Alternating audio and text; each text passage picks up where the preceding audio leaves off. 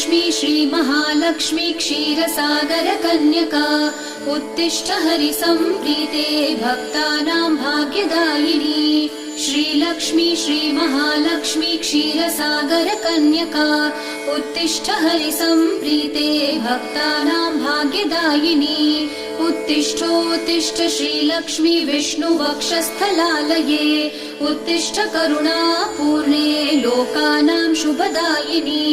उत्तिष्ठोत्तिष्ठ श्रीलक्ष्मी विष्णुवक्षस्थलालये उत्तिष्ठ करुणापूर्णे लोकानां शुभदायिनी।